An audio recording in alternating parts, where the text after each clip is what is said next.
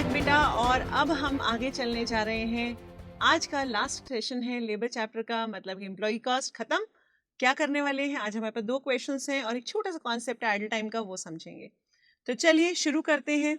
अभी सबसे पहले 2 क्वेश्चंस करेंगे, right. Question number 15 and question number 16। तो ये 2 क्वेश्चंस करने हैं, तो शुरू करते हैं। क्वेश्चन नंबर 15 मेरे साथ पढ़िएगा। Both direct and indirect labor of a department in a factory are entitled to production bonus in accordance with the group incentive scheme, the outlines of which are as follows.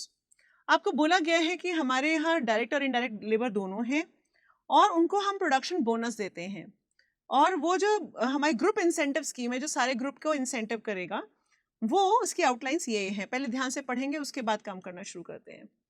For any production in excess of standard rate fixed at 10,000 ton per month of 25 days, a general incentive of 10 per ton is paid in aggregate. जो भी production 10,000 से ऊपर होगी per month पे, उस पे हम पूरा जनरल इंसेंटिव, मतलब पूरे ग्रुप को इंसेंटिव मिलेगा 10 per ton.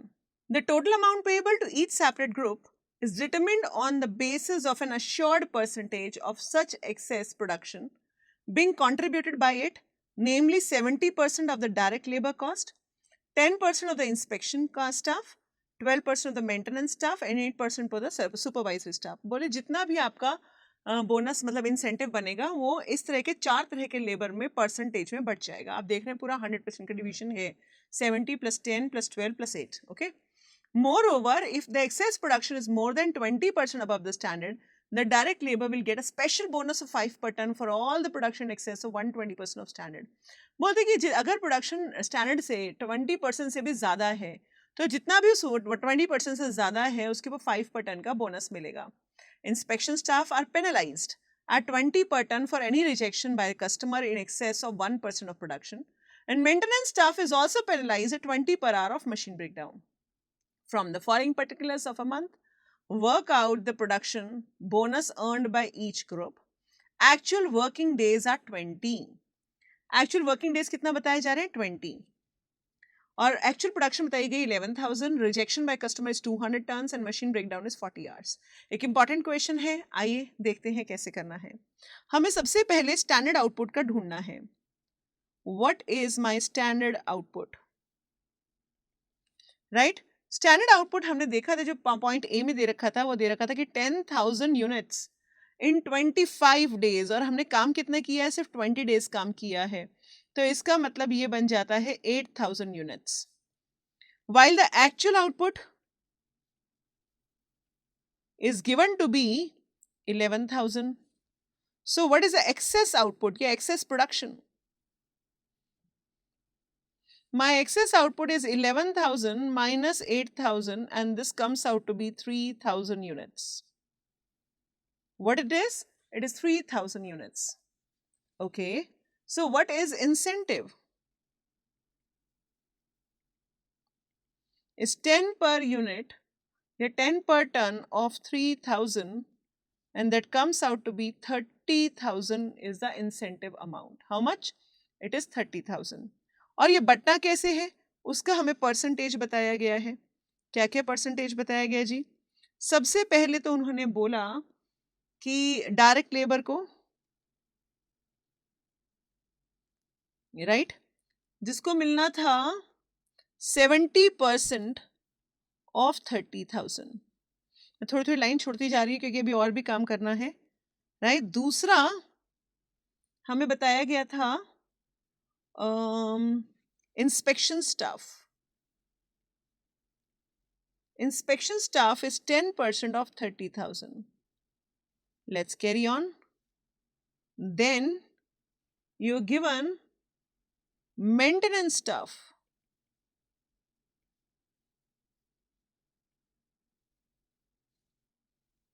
Maintenance staff is 12% of 30,000. And the last one is supervisory staff.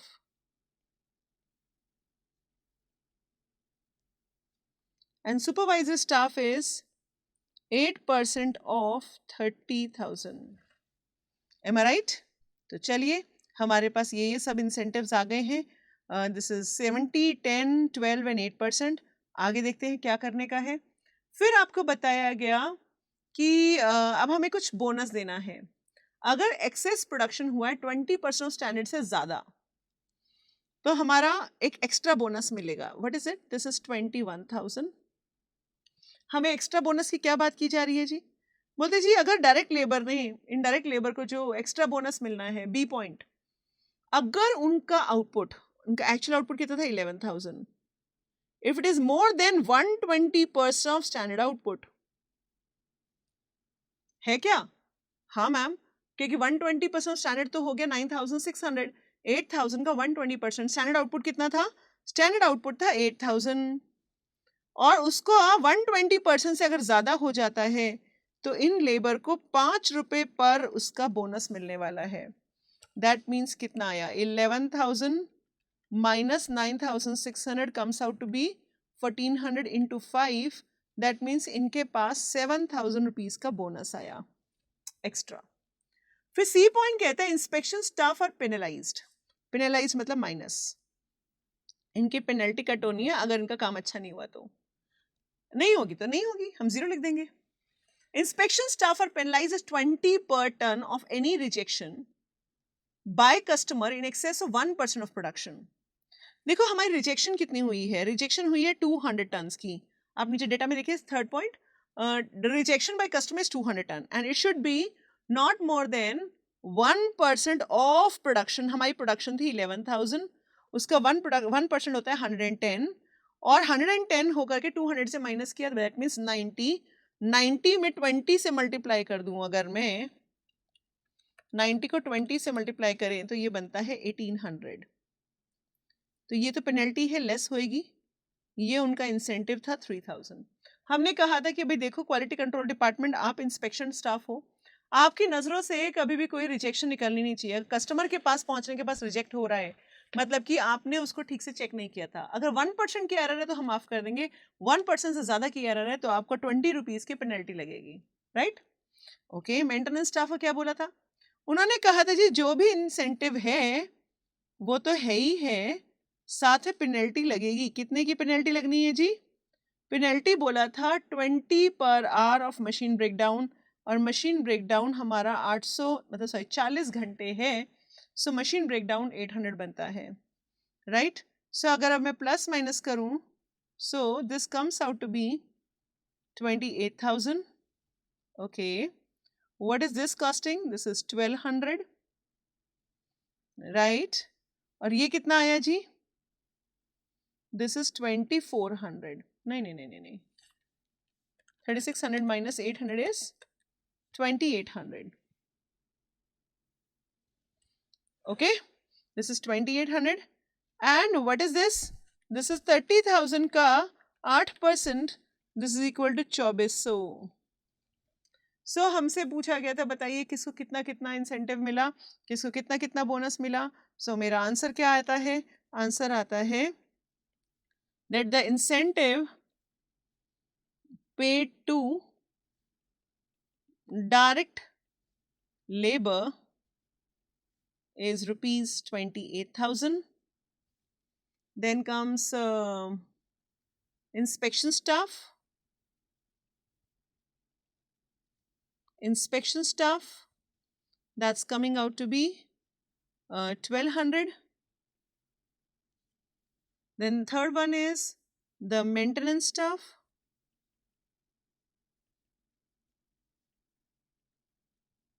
Is 2,800, and supervisory staff के अंदर कोई प्लस माइनस नहीं है, that is 2,400. Do you understand this? So आपने आंसर हमेशा देना ही देना है चाहे कुछ भी हो, राइट? तो दैट शोज कि हमारा सिंपल सिंपल क्वेश्चन की लैंग्वेज क्वेश्चन था। लैंग्वेज क्वेश्चन के अंदर हमारे को लैंग्वेज के ऊपर ध्यान देना होता है, नथिंग एल्स। पढ़ते जाइए करते जाइए, पढ़ते जाइए करते जाइए, होता जाएगा, राइट? अब मैं आपको नेक्स्ट क्वेश्चन लेके जा रही हूँ, क्वेश्चन नंबर 16। थोड़ा सा अच्छा क्वेश्चन है, आपने मेरे साथ नहीं लिखना है।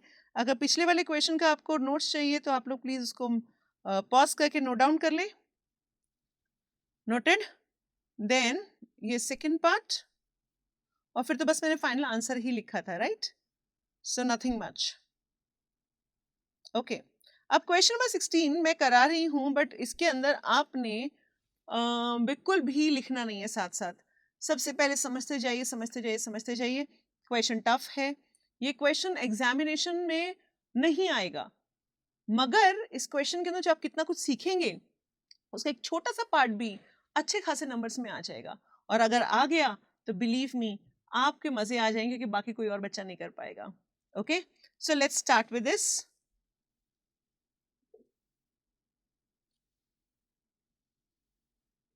So do not write with me. First of all, understand.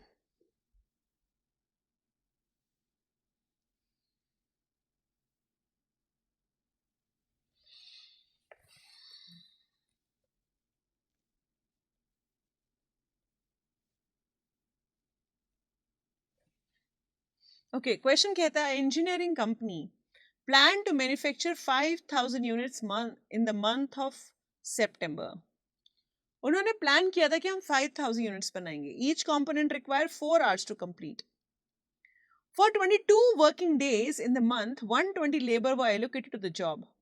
The factory operates for 8 hours a day. The labor allocation includes a margin of absenteeism and idle time. Idle time मतलब थोड़ा खाली रहने का time.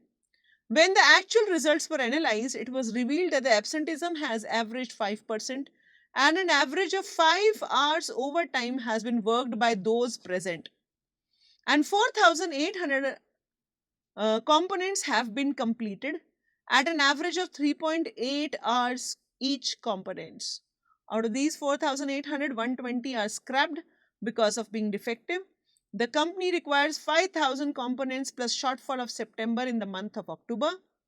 कंपनी को 5,000 component चाहिए plus जो shortfall सितंबर में रह गई थी वो भी पूरी करनी है.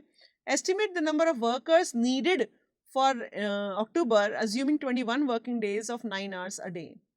Budgeted efficiency level and the same percent of absenteeism, idle time and rejects occurs in as in September production. जो सितंबर में एब्सेंट हुआ था वही अभी होगा, जो वहाँ पे idle time हुआ था वो भी होएगा, जो रिजेक्ट्स वहाँ पे हुए थे वो भी होंगे, और जो बजट एफिशिएंसी लेवल है वो जो सितंबर में थी वो अक्टूबर में भी होगी. ओके, तो मेरे को बताया गया कि इसके अंदर ग्रॉस प्रोडक्शन मतलब जो लॉस से पहले था वो उन्होंने बताया था कि हमारा आउटपुट बना है सितंबर का 4,800, राइट? 4,800 हमारे को कहा था कि जी बना है, और इस प्लान्ड था 5,000, बट उसके अंदर आपको नीचे बताया गया था दैट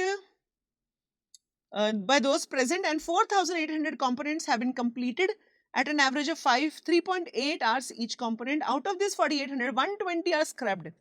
Scrap कितना हुआ? 120. इसका मतलब कि जो नेट प्रोडक्शन हुई है, ऑब्वियसली जो स्क्रैप हो गया इसको प्रोडक्शन तो नहीं मानेंगे, वो आया आपका 4,680. अब अक्टूबर में कितने बनाने हैं? अक्टूबर के अंदर देखो जी, हमें बनाने हैं, नेट आउटपुट कितना चाहिए, नेट आउटपुट की बात कर लेते हैं. हमें 5,000 तो बनाने ही बनाने हैं अक्टूबर के, और सितंबर के जितना शॉर्टफॉल हुआ, सितंबर कितना शॉर्टफॉल हुआ, 5,000 प्लान था और 4,680 हमारे नेट आउटपुट आया है. दैट शोज, काम करते इस लाइन को थोड़ा सा इधर कर लेते हैं.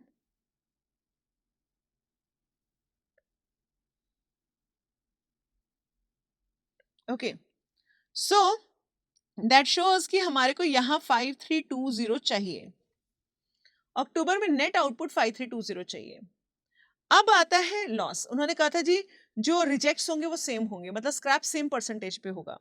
तो मैंने सिंपल यूनिटरी मेथड लगाया. इफ नेट इज 4,680, तो जो लॉस है, ये नीचे वर्किंग नोट ही बना लेते हैं, यहाँ पे खींच पिच नहीं करते. Let's prepare a first working note. Okay, this is my first working note. मैंने कहा इफ नेट आउटपुट इज 4,680, तो लॉस है हमारा 120, और अगर नेट आउटपुट चाहिए 5,320, तो बताइए लॉस कितना होगा? तो लॉस हमारा होगा 120 divide by 4,680 into 5,320, right? this is 120 divided by 4680 into 5320, it is coming out to be 136 units approximately. So अगर ये हमारे को लॉस पता चल गया, right, in the working note number 1, तो I can add back in 5320 and मुझे पता चला कि मुझे जो आउटपुट यहाँ पे बनाना है वो 5456 यूनिट्स का बनाना है. Got it. तो रिजेक्ट्स के हिसाब से हमारा आउटपुट आ गया. ये हमारा नेट प्रोडक्शन बन गया है जी. नेट प्रोडक्शन कितना आ रहा है वो हमें पता चल गया है. अब मुझे देखना है कि यहाँ पर नंबर ऑफ एम्प्लॉयज कितने हैं, नंबर ऑफ वर्कर कितने हैं. उन्होंने कहा था जी 120 वर्कर हैं. इन 120 में से एब्सेंट कितने हुए थे? इन 120 में से हमें बताया गया था 5% एब्सेंट हुए थे. दैट मीन्स 24, नहीं sorry 5%, not 20%. 5% is 6. Okay. So workers कितने प्रेजेंट थे? Workers present 114. कितने वर्कर प्रेजेंट थे जी? 114 वर्कर प्रेजेंट थे. ठीक है. अब ये जितने वर्कर प्रेजेंट थे उन्होंने कितने आवर हमारा काम किया है, राइट? प्रेजेंट वर्कर हमें मालूम है 22 दिन 8 घंटे काम किया और साथ में हर रोज उनका 5 घंटे ओवर टाइम भी. An average of 5 hour over time in the whole month has been worked by those present. Okay, so what are the hours present? 114 worker थे. 114 वर्कर ने 22 डेज 8 आवर्स रोज काम किया. साथ में इन्हीं 114 वर्कर ने 5 घंटे ओवर टाइम किया. दैट मीन्स इसका मतलब जितने घंटे वो थे वहां पर वो कितना था? एक मिनट रुक जाइए. 22 इंटू 8 इंटू 114,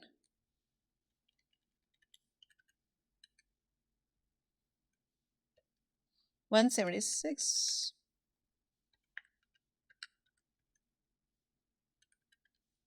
सो ये हमारा आ रहा है 20634. इतने घंटे हमारी लेबर फैक्ट्री में थी. अब मुझे देखने कितने घंटे उन्होंने काम किया. वो हमें बताया गया था कि जो उन्होंने 4800 यूनिट्स बनाए थे उनके ऊपर 3.8 का टाइम एवरेज लगा है. तो उसके ऊपर 3.8 का टाइम एवरेज लगा. इसका मतलब उन्होंने 18240 का नेट काम किया है. So what is the idle time?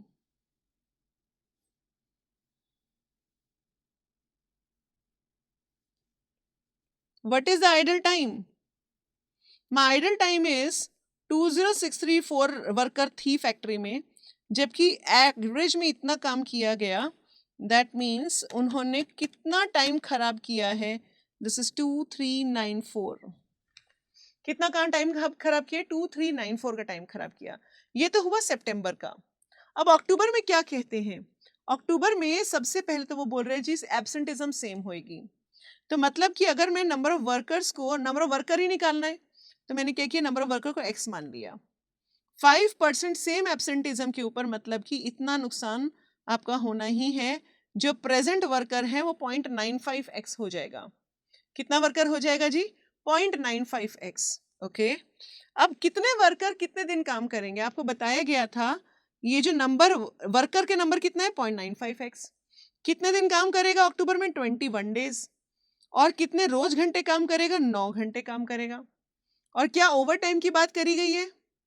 नहीं, अब की बार कोई ओवर टाइम की बात नहीं करी गई है. सो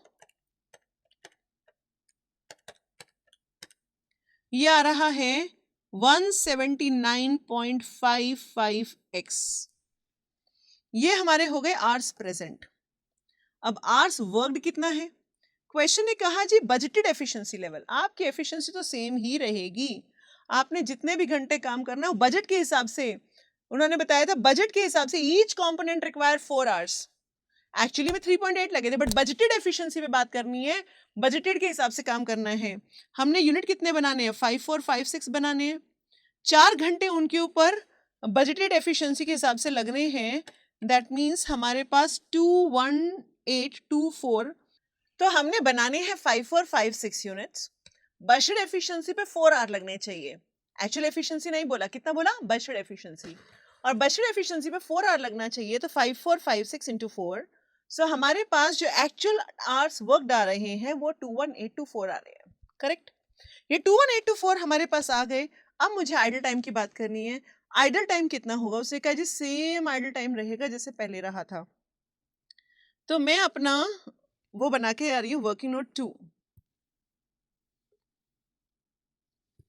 वर्किंग नोट 2 कह रहा है, वही यूनिटरी मेथड लगा रहे हैं कि अगर वर्कड आवर्स हमारे पास 18240 थे तो आइडल टाइम था 2394, और अभी मुझे वर्कड आवर्स पता है जितने चाहिए मुझे, वो वर्कड आवर्स पता है, to be worked hours is 21824।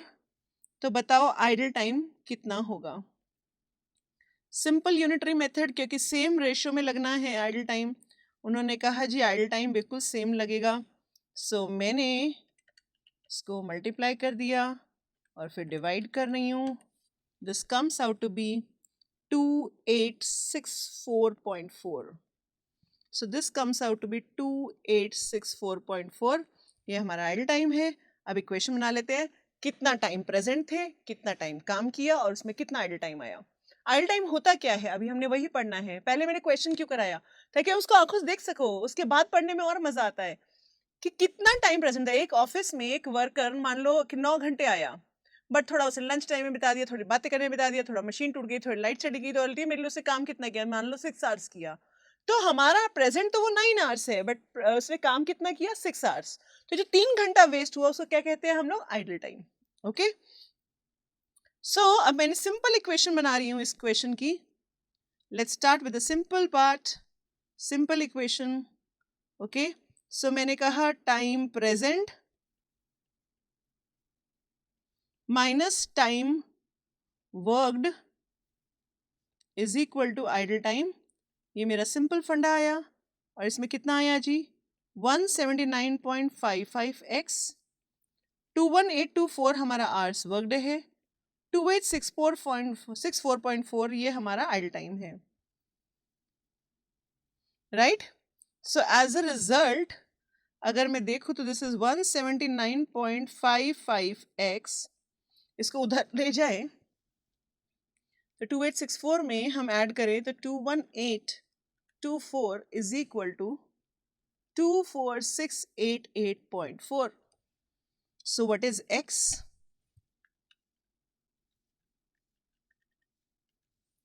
What is x? This is coming out to 137.5. बेटा लेबर कभी पॉइंट्स में नहीं होती, लेबर तो हमेशा राउंड ऑफ ही होगी ना।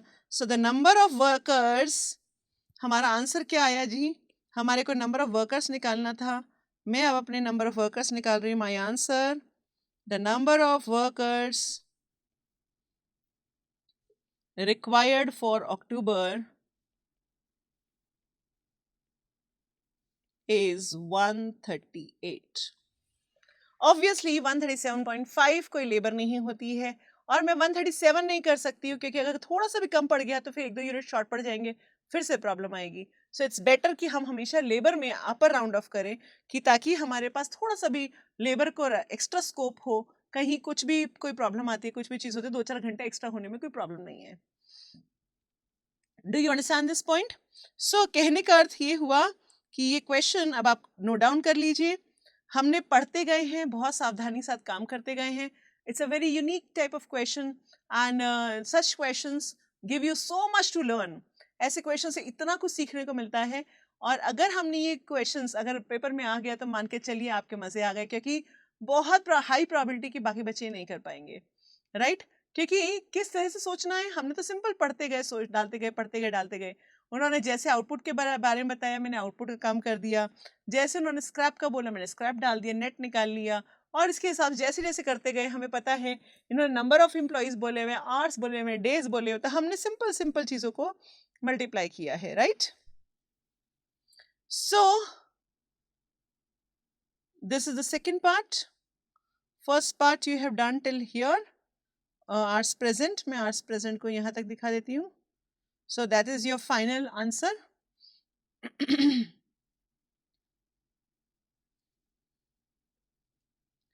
And now comes your working notes. You can pause and you can note down.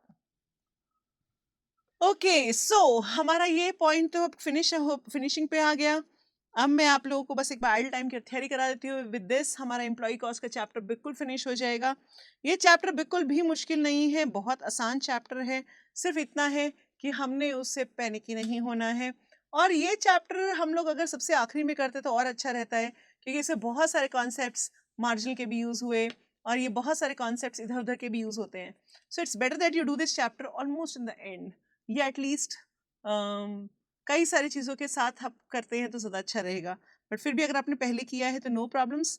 अगर आपने पहले किया तो सिर्फ एक पीवी रेशो अटका था, बाकी कुछ खास नहीं अटका. So let's understand idle time now. Idle time क्या होता है? देखो बच्चों, हमने शुरू में पढ़ा था time keeping and time booking.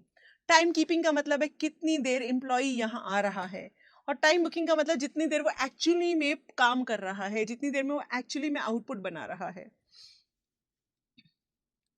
So time keeping, time according to time keeping minus time according to time booking, कितनी देर उसने काम किया is equal to idle time.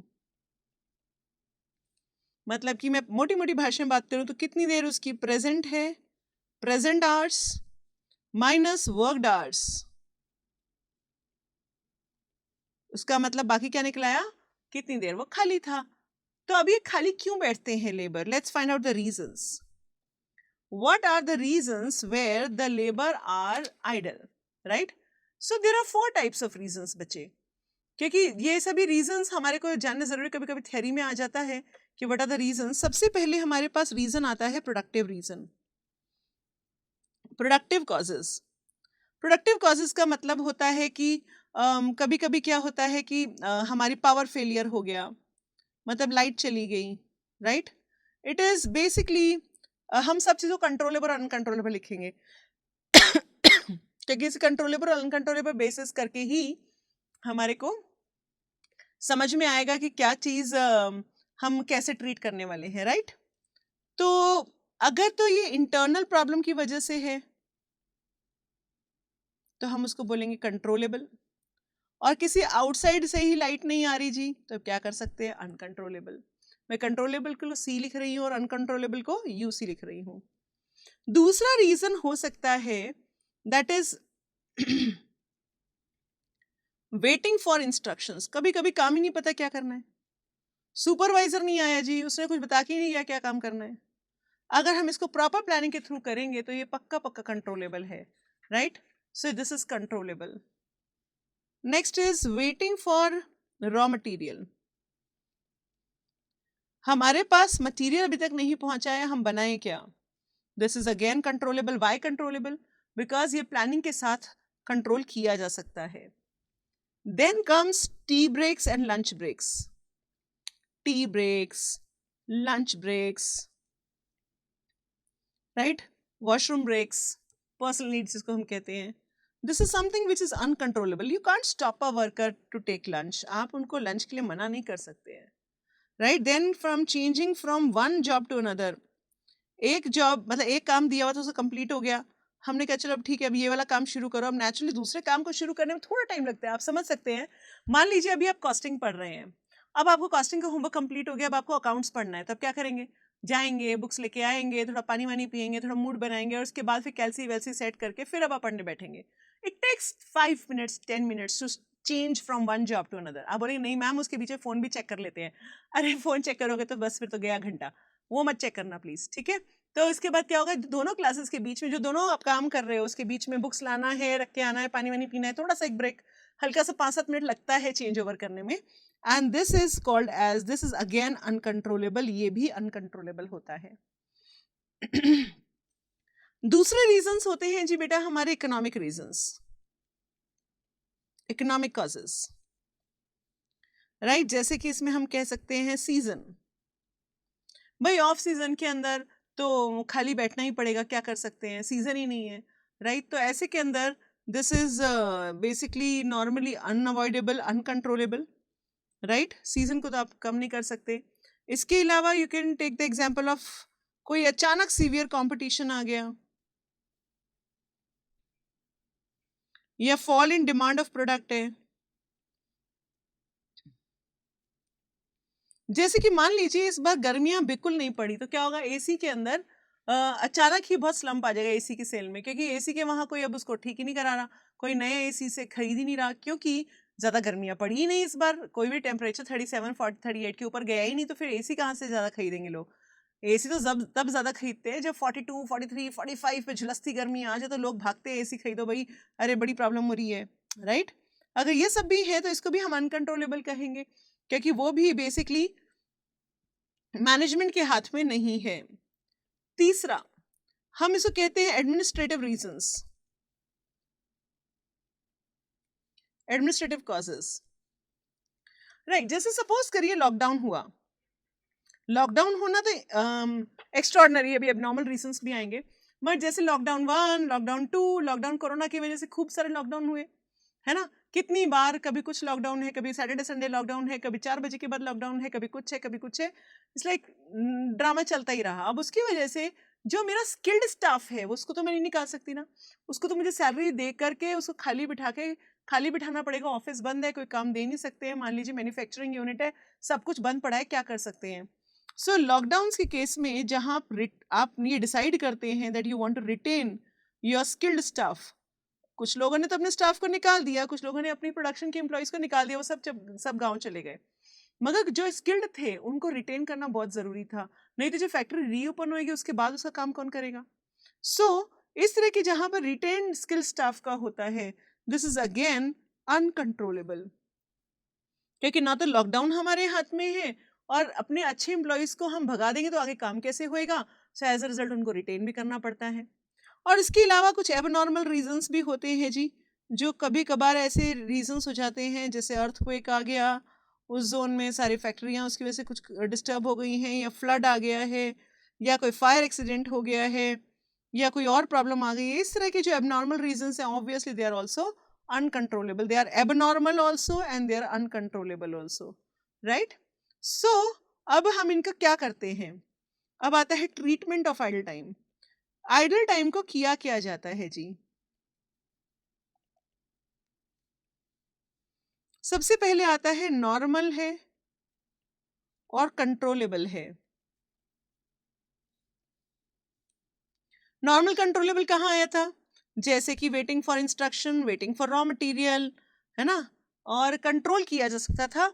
Controllable है, हमारा रॉ मटेरियल नहीं आ रहा, हमारा इंस्ट्रक्शन नहीं मिल रहा, ये कंट्रोलेबल है, राइट। पावर फेलियर अगर आपके यहाँ पे नॉर्मल है, इंटरनल प्रॉब्लम की वजह से कहीं शॉर्ट सर्किट हो गया, कुछ हो गया, सो ये भी इसमें आ जाएगा, राइट। सो ये सब नॉर्मल है और कंट्रोलेबल है। They are charged to factory overheads.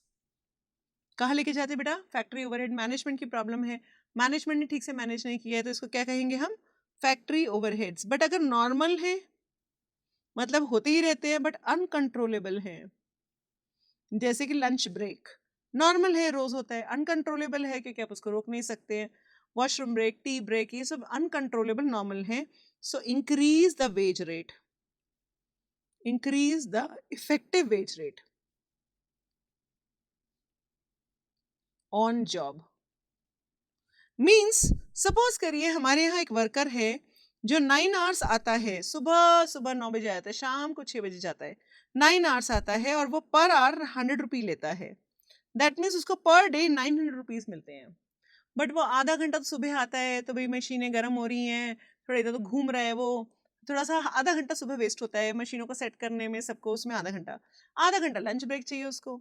तो इसका मतलब उसने बाकी सारा टाइम वो काम करता है, तो इसका मतलब ये 900 रुपीज 8 आवर्स पे लगे, राइट। उसके 900 रुपए कितने घंटे पे लगे, 8 आवर्स पे लग रहे हैं। इसकी वजह से उसका जो इफेक्टिव रेट आएगा वो 112 रुपए 50 पैसे आएगा। कितना आएगा जी, 112 रुपीज 50 पैसा। And this is charged to the job. जब भी आप किसी कॉस्ट शीट बनाएंगे, आप जब भी आप कोई काम करेंगे जहां पर आवर चार्ज करना है, तो वहां आप इसको 112 रुपए 50 पैसे मानेंगे, 100 रुपए नहीं मानेंगे, क्योंकि 1 घंटा तो खराब होना ही है ना, नॉर्मल है और आप उसको बचा भी नहीं सकते, उसे कंट्रोल भी नहीं किया जा सकता। वाइल जो एबनॉर्मल रीजंस हैं, एबनॉर्मल हमेशा अनकंट्रोलेबल ही होते हैं, एबनॉर्मल कभी भी कंट्रोलेबल नहीं होता है, राइट ना। सो ये सब आपके कॉस्टिंग पीएनएल में जाएगा। इसका कोई और प्रॉब्लम, उसका कोई और इलाज नहीं है, ये आपने पहले ही बताया, पढ़ा हुआ है कि ये सब चीजें हमारे कॉस्टिंग पीएनएल में डाल दी जाती है। सो आइडल टाइम हमारे किस पोर्शन में जाना है, कैसे जाना है, वो हमें प्रॉपरली देखना है कि आपका आइडल टाइम कैसे कैसे कहाँ कहाँ जा रहा है। करेक्ट। सो हमारा ये चैप्टर एम्प्लॉय कॉस्ट आज बिल्कुल अच्छे से फिनिश हो चुका है।